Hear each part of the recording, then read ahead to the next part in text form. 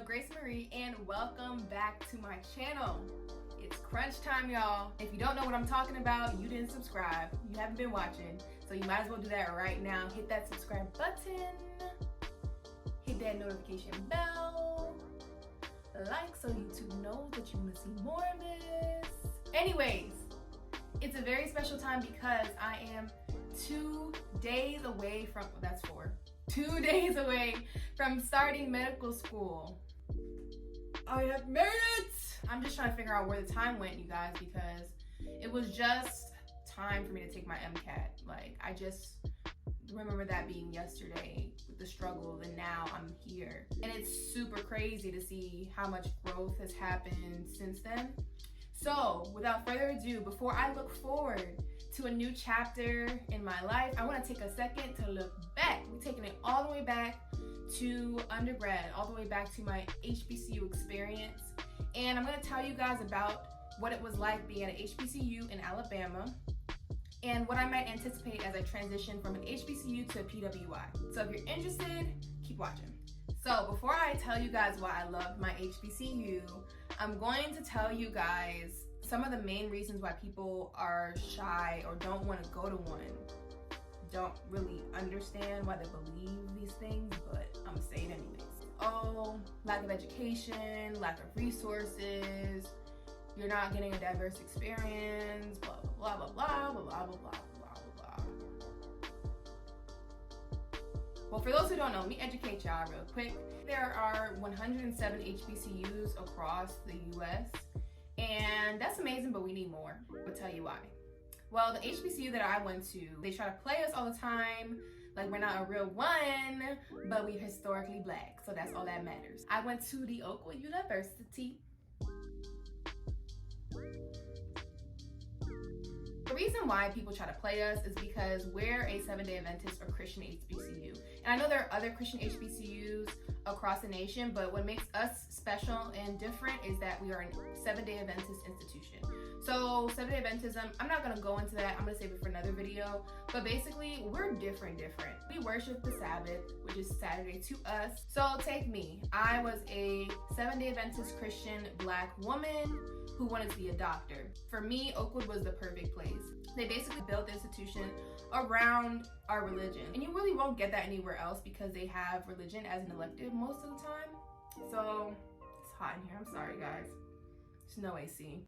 Instead of a football team or like a mascot, really, for our school, like, you know, to show school pride, we look to our world-renowned part of the world, the Oakwood University Aeolians. My roommates were Aeolians, my cousin was an Aeolian, and I really didn't want to stretch myself too thin because they do not play. You're on the bus all the time, you are in rehearsals all the time. They are amazing, and you know, it's just not for everybody. So that is our football team, and we are so okay with that. We do have sports. We love basketball games, love all of the drama that comes with it. We have a cheerleading squad that is bona fide. My very roommate established that thing because before it was dying, and she just resurrected the whole thing, and now it's an amazing program. So enough about my HBCU. I just want to talk about the experience. And I'm able to say this because I've talked to other people who go to public and other Christian and non-SDA, non-7-day Adventist HBCUs, and they've kind of shared with me their experience, and there are a lot of things that line up with what I experienced at Oakwood. So, number one, when you go to HBCU, every aspect of your identity is developed. Just understanding your identity. If you're a Black person, or if you want to be educated on what it means to be a Black person, how they identify with certain things, go to an HBCU. It's a perfect place to do that. Number two, I love going to a HBCU because I just saw Black excellence all around me. Black excellence was normalized to the point where I forgot how much of us didn't succeed. I was just like, this can happen every day.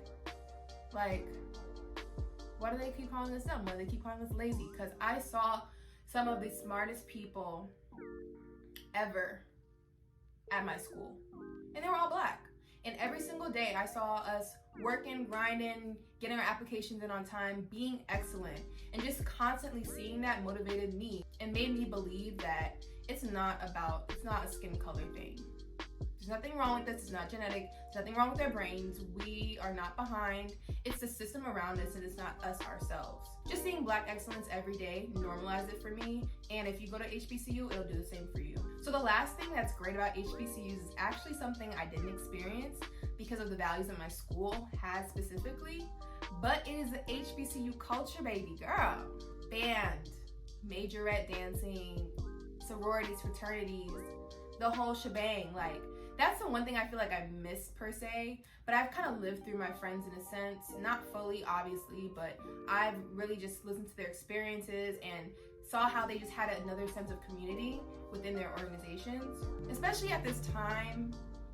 And considering the racial climate in this country right now, you have to know who you are. I think that's the biggest thing that people miss.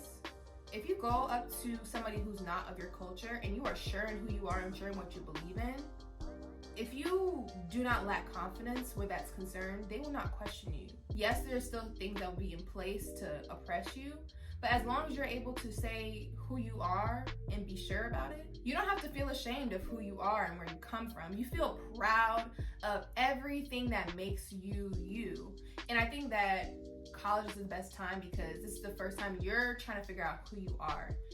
18 to 20, early 20s, late 20s, that's the time to figure out who you are. And if you get off on the wrong footing, you're going to be confused and you're going to confuse other people about who your people are. So going to HBCU is a perfect way to normalize excellence as a minority.